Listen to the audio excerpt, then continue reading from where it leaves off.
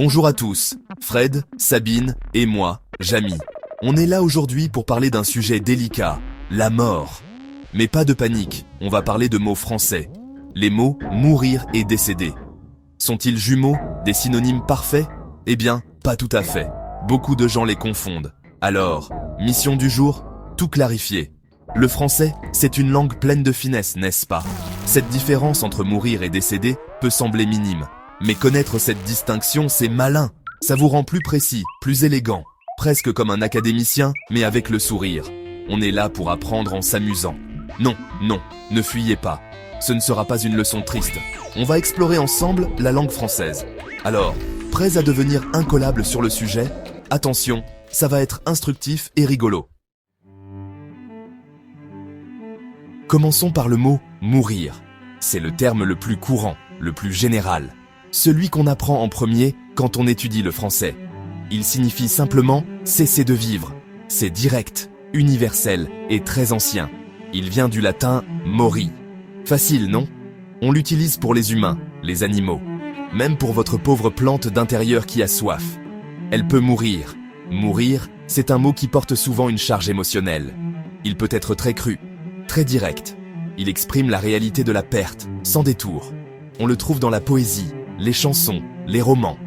Quand on veut parler du chagrin, de la douleur, ou simplement de la fin de la vie, de manière franche.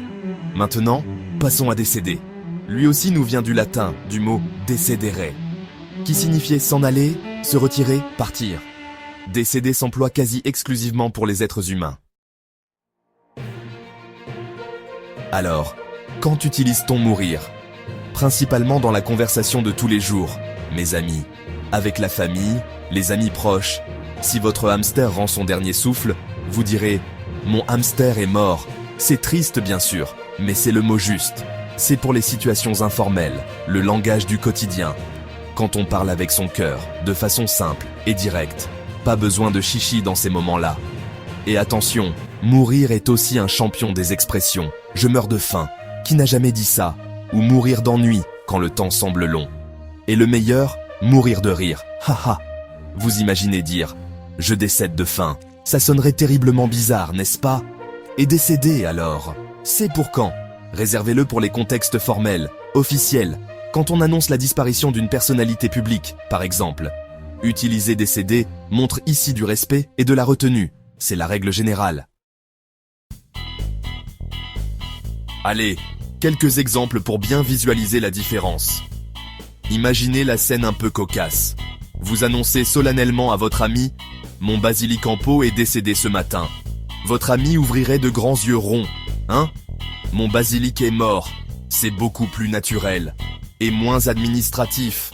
Les plantes ne remplissent pas de formulaire de décès, que je sache.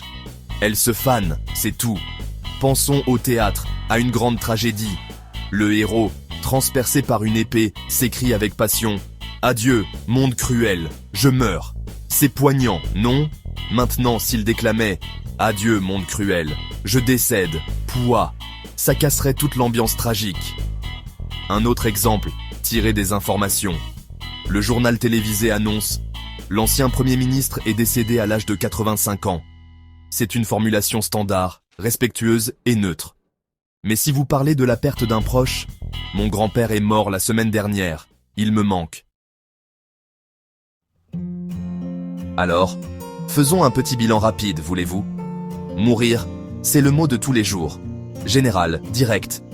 Il peut être chargé d'émotions. Pour les gens, les animaux, les plantes.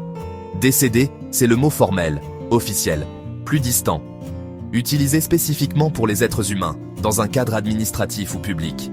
En résumé, mourir pour votre poisson rouge, décéder pour un roi. Voilà, j'espère que maintenant, la distinction est limpide. Entre mourir et décéder, vous ne ferez plus d'erreur. Vous êtes devenus des experts du vocabulaire funèbre distingué. À bientôt!